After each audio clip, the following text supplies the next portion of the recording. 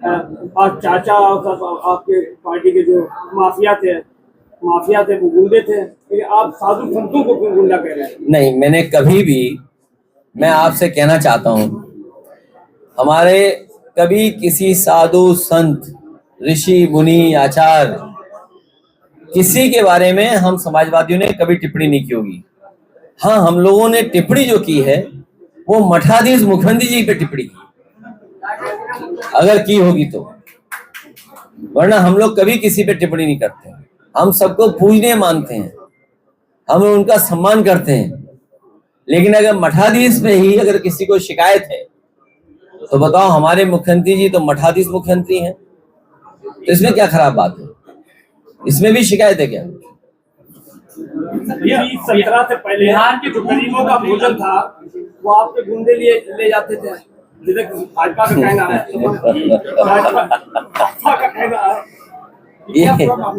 इन भाजपा के लोगों से पूछिए,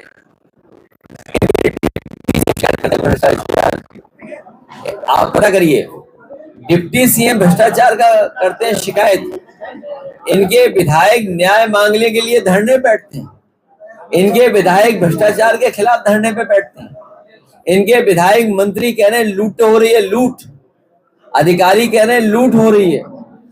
तो बताइए, ये भ्रष्टाचार और बेईमानी किसकी सरकार में ज्यादा है?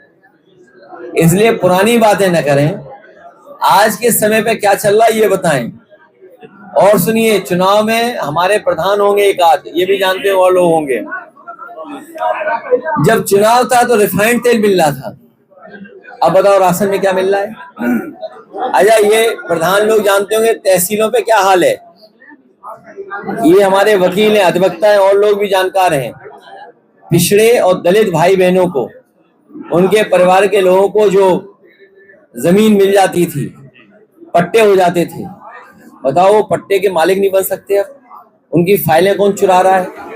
आप पता कर लो, हर जगह फाइल चोरी हो जा रही है उनकी। बताओ, पट्टे के मालिक हो जाना चाहिए कि नहीं होना चाहिए? पिछड़े और दलित परिवारों के, पिछड़े को जो पट्टे मिले थे, दलित भाइयों को जो पट्टे मिले थे, उसके तो हकदार होने चाहिए थे। अगर वो हक मांगने जाएं, अपने पट्टों का अधिकार मांग लें, तो बताओ वो फाइल गायब हो गई, कागज गायब है। और मैं आपसे कहना चाहता हूं, अभी मैं आज ही का अखबार पढ़ रहा था, और उसमें बहस इस बात के लिए लिखी थी, कुछ देशों में ये बहस चल रही है कि बच्चों के हाथ में मोबाइल किस उम्र पर पहुंचे, या इंटरनेट की एक्सेस किस उम्र में उनके हाथ में हो। जो डेवलप्ड कंट्रीज भी हैं, उसमें भी कई कोनों से ये बहस छिड़ रही है कि इंटरनेट की एक्सेस जल्दी नहीं मिलनी चाहिए बच्चों को, और क्योंकि उससे बहुत सारा दुष्प्रचार भी हो रहा है, कुछ घटनाएं भी हो रही हैं, इसलिए हमें आपको सबको सावधान रहना पड़ेगा। आप देखिए, दम देखिए, हमारे मुख्यमंत्री जी दम ही नहीं ले रहे हैं। उन्हें पता है उनकी कुर्सी हटनी है, उन्हें तो केवल कि चुनाव हो जाने दिए, तब कुर्सी पर फैसला लीजिए। जनता 10 की 10 सीटें हराएगी बीजेपी को, न केवल विधानसभा हारेंगे बल्कि कुर्सी भी छिन जाएगी, और इसीलिए बीएलओ हटाए जा रहे हैं। सोचिए, सबसे छोटा कर्मचारी कौन होता है? बीएलओ। जात के आधार पे बीएलओ अपॉइंट हो रहा है, जात के आधार पे एसडीएम अपॉइंट हो रहा है, जात के आधार पर और अधिकारी अपॉइंट हो रहे हैं।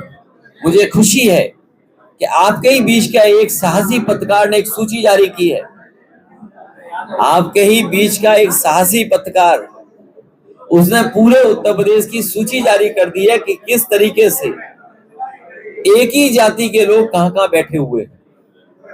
हमें उम्मीद है हमारे ये भी पत्रकार थोड़ा साहस दिखाएंगे। भैया, उत्तर प्रदेश के विधानसभा चुनाव में चिराग पासवान की पार्टी उतरने वाली ऐसी चर्चाएं हैं। आज की खबर आपने पढ़ी होगी, उत्तर प्रदेश बड़ा प्रदेश है, सबको आना चाहिए।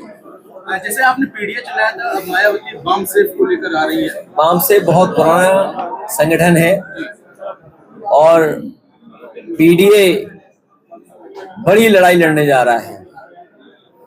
पीडीए सबको लेकर के साथ चलने वाला गठबंधन है। पीडीए की छतरी के अंदर हम सब आप लोग हैं, इसलिए पीडीए ही एनडीए को हराएगा, पीडीए ही भारतीय जनता पार्टी को हराएगा।